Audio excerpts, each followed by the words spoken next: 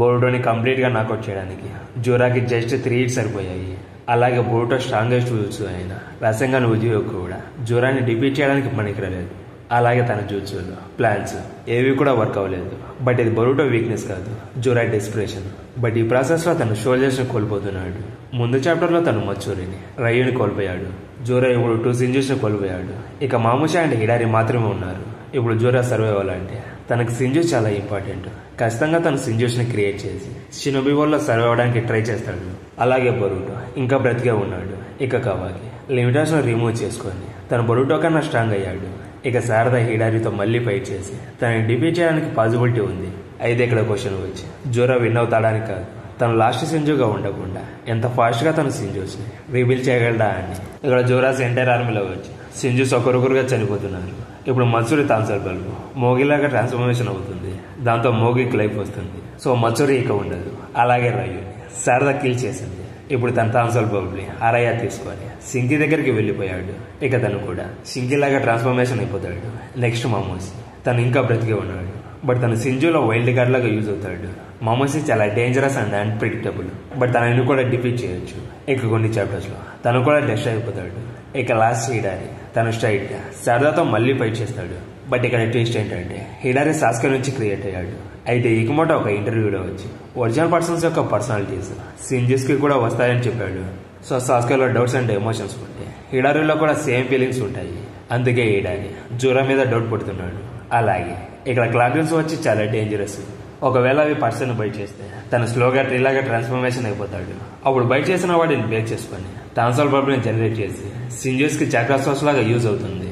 కానీ టాన్సాల్ బల్బ్తో ప్రతి ఒక్కరు అవేక్నింగ్ కలిగారు. బట్ క్లాగ్రిన్స్ పర్సన్ ని బైట్ చేస్తే వాళ్ళు ట్రీలాగా ట్రాన్స్ఫర్మేషన్ అవుతారు. అది మాత్రం పక్క. అయితే అవి స్ట్రాంగ్ అని చెప్పలేము. ఇక జోరా పవర్ఫుల్ గా ఉన్నా కూడా ఇప్పుడు తను చాలా క్రిటికల్ సిచ్యువేషన్ లో ఉన్నాడు. పేపర్ మీద చూస్తే జోరా చాలా థ్రెటనింగ్ గా, స్ట్రాంగ్ గా, ఎక్స్పీరియన్స్ గా కనపడుతున్నాడు. బట్ కరెంట్ సిచ్యువేషన్ లో తనకి సింజూస్ మీద క్లారిటీ లేదు. బోటో ఏమో మత్సూరిని కిల్ చేశాడు. శారదా ఏమో రయ్యుని డిఫీట్ చేసింది. ఇక మాముషా అండ్ హిడారి వచ్చి అన్ప్రెడిక్టబుల్. అయితే క్లాగ్రిన్స్ వచ్చి బ్రెయిన్ లేని ఒక గ్రూప్ ఆఫ్ సోల్జర్స్.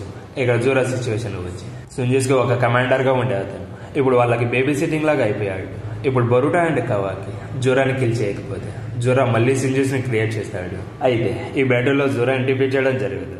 బట్ ఇప్పుడే అసలైన డిస్కషన్ స్టార్ట్ అవుతుంది. బోటో స్టోరీలో టెన్షన్ ని మెయింటైన్ చేయడానికి హీరో పవర్ లెవెల్స్ పెరుగుతూ ఉంటే విలన్ కూడా ఎవాల్వ్ అవుతూనే ఉంటాడు. ఇప్పుడు ఉన్న కరెంట్ సిచ్యువేషన్ లో కవాకి లిమిటర్స్ ని రిమూవ్ చేయడం వల్ల తన పవర్ లెవెల్స్ ఇంక్రీజ్ అయ్యాయి.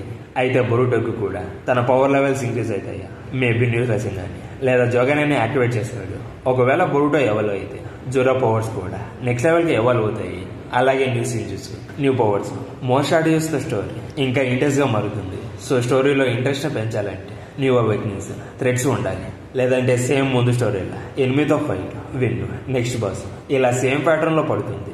లేదంటే సమ్మన్ షాడోలో ఉండి పెద్దగా ప్లాన్ చేస్తున్నారు. ఎగ్జాంపుల్ కోడ్ పవర్ సడన్ గా రైజ్ అవ్వడం, షిబా గ్యాన్ అంటే.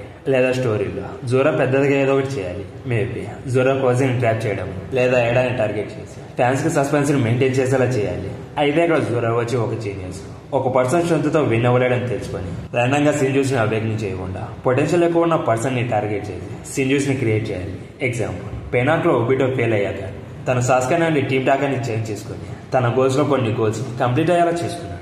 ఇప్పుడు ఇమాజిన్ చేసుకోండి, జోరా రివీల్ చేయడానికి ట్రై చేసి ఫెయిల్ అయితే pressure, failure and tension build అవుతాయి.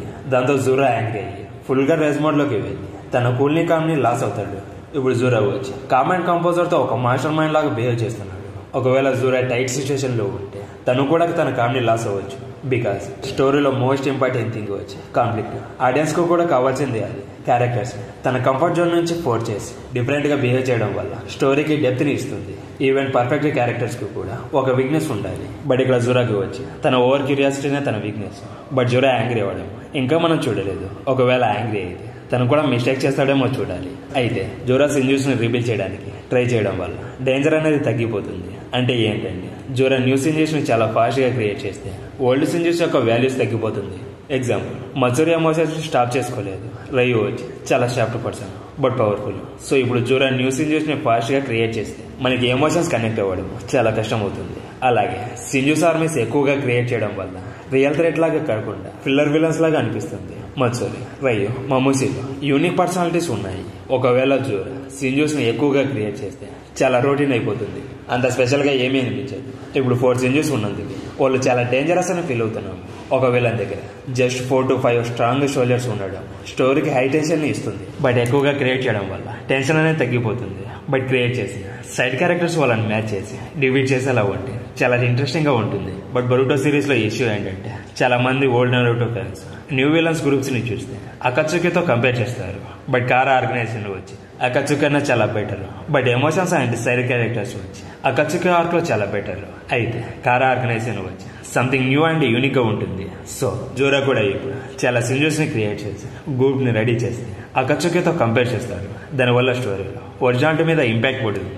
మీకు గుర్తుకు ఉందా, ఎప్పుడైతే నరుటో పెయిన్ ని డిఫీట్ చేశాడో అప్పుడు ఓబిటో కన్ఫ్యూజ్ అయిపోయి పెయిన్ ప్లేస్ ని ఫీల్ చేయడానికి సాస్కేతో టీమప్ అయ్యాడు. దానివల్ల స్టోరీలో ఎమోషనల్ ఇంపాక్ట్ తగ్గిపోయింది. ఇప్పుడు జోరా సేమ్ పాత్ ని ఫాలో చేస్తే అదే జరుగుతుంది. అందుకే స్టోరీలో కొత్త టేస్ట్లతో యూనిక్ గా ఉండాలి.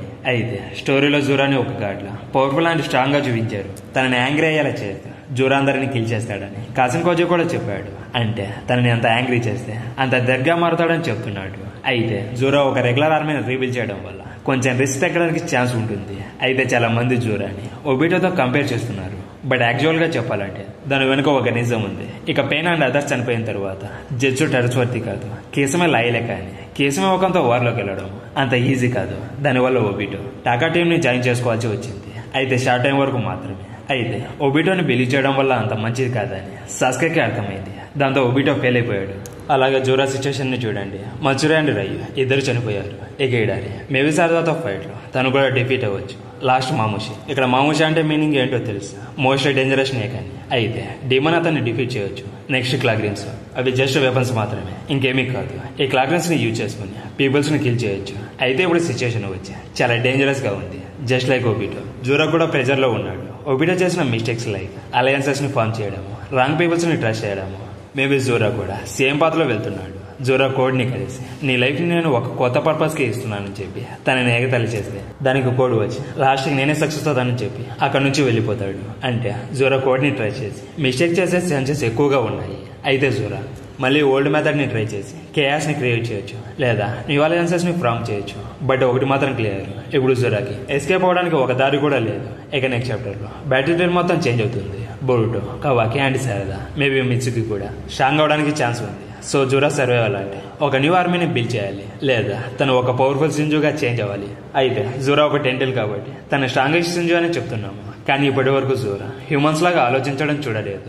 ఇక్కడ ఇగుమోటో వచ్చి దాన్ని చాలా క్లియర్ గా చూపిస్తున్నాడు. ఆ వేకెంట్ సింజుస్ అంటే మనలాగా emotions, struggles and flask reflection. Maybe Zora కూడా ఇప్పుడు ట్రూ